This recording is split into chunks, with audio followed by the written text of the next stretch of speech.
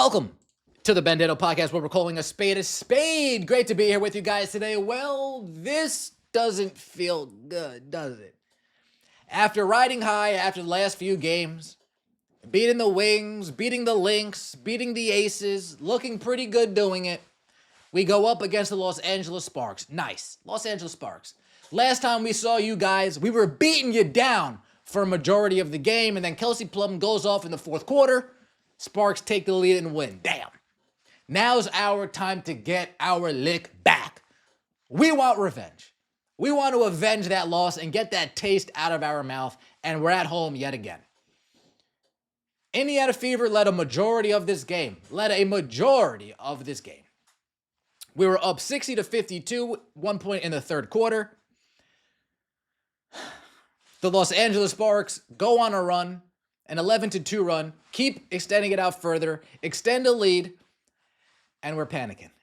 But the Indiana Fever, what did they do? They didn't quit. They battled back. They fought back 87-83 with a minute and a half left to go, and then we collapsed. The players collapsed. The coaching collapsed.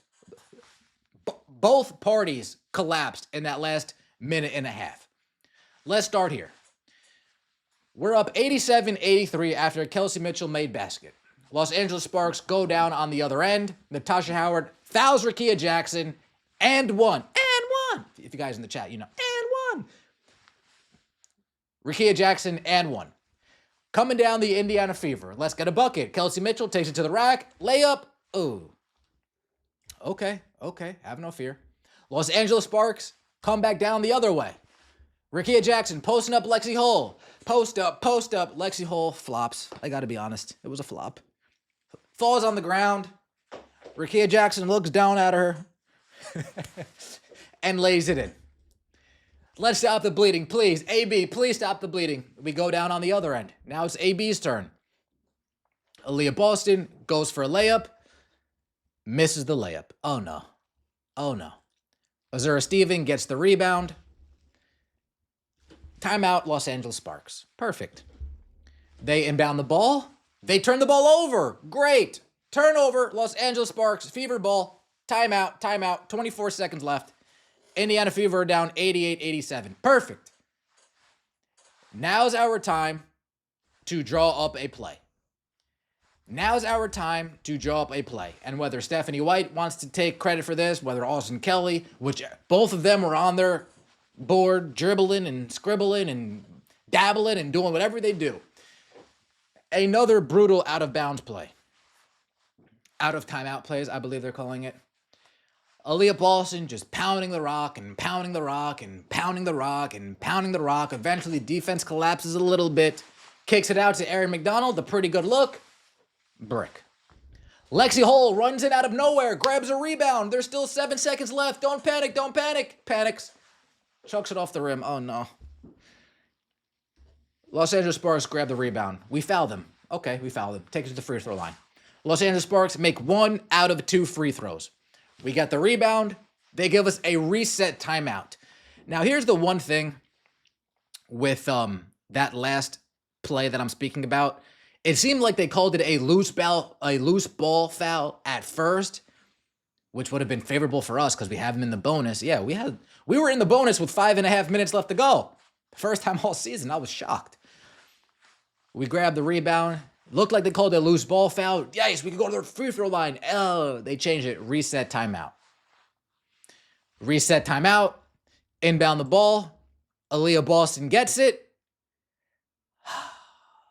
Pretty good look. Very good look. Wide open look. Nobody within 5 feet of her look. Brick. Game over. The players, they didn't make their shots coming down the stretch. That's how the players collapsed. Another terrible play drawn up from the coaching staff in clutch time. That's how they collapsed. And the referees, let's just blame the referees and say, hey, but you called a loose ball foul. This was a game that we should have won. Again. And a game that we lost, unfortunately. 89-87, Los Angeles Sparks defeat the Indiana Fever. Let's get into some of the box scores. Natasha Howard, 21 points, 9 rebounds, 4 turnovers, 2 blocks. Couple bad turnovers, I got to be honest. Nothing egregious. Those turnovers didn't lose us the game. Again, Natasha Howard wasn't in the mix in any of those plays that lost us the game. Aaliyah Boston, 23 points, 9 for 17, 12 rebounds, 4 per. One thing I will say about Aaliyah Boston, she didn't want to take anybody's shit today.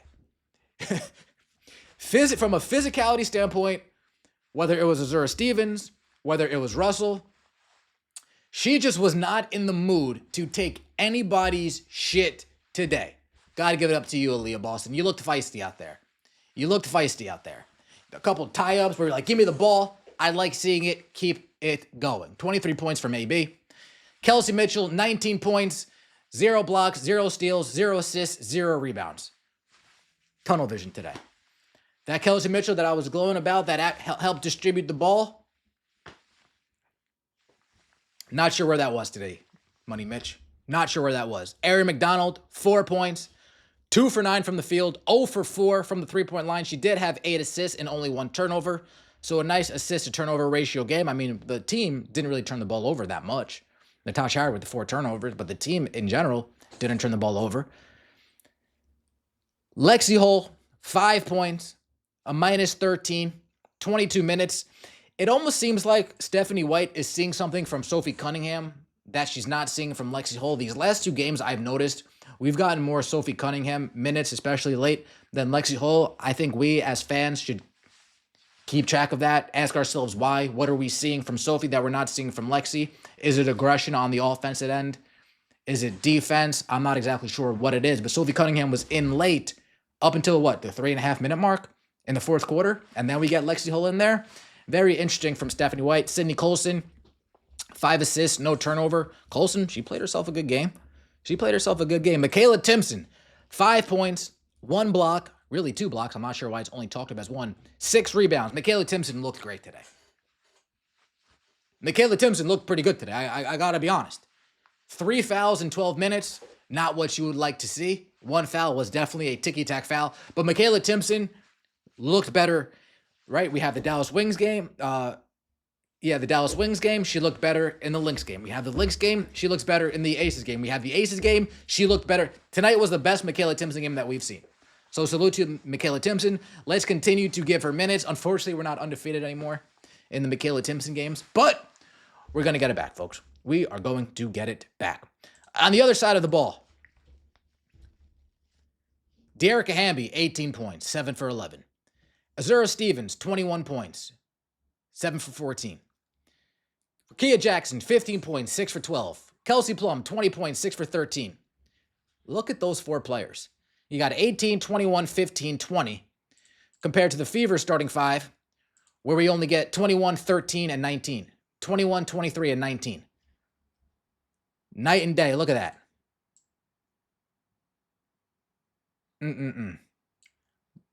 We need a little bit extra from you, Lexi, or Ari, one of the two. We need a little bit extra from you, especially on a game like today. The bench, Sparks bench didn't really do anything worth a note, right? Mercedes Russell, she got some time. Julie Van Loo, she got some time after being cut by the Golden State Valkyrie. Ray Burrell, she got some time. The Sparks starters outplayed our starters. Neither team really turned the ball over that much. We turned it over 10 times. They turned it over 8 times. We shot 63%. I thought we were over our free throw woes. I thought we were done with those free throw woes. Come on, man.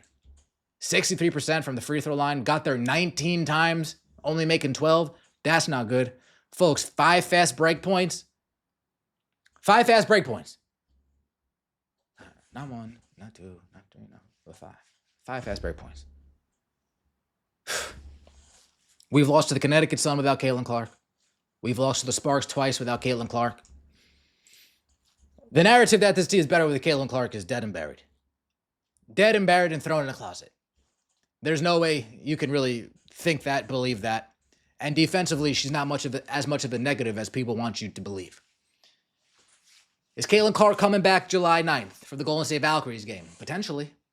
If you look at the WNBA website, they'd have her estimated return as July 8th. So July 9th seems like a potential destination. But today was another winnable game. Even without Caitlin Clark, this was a game this team should have won.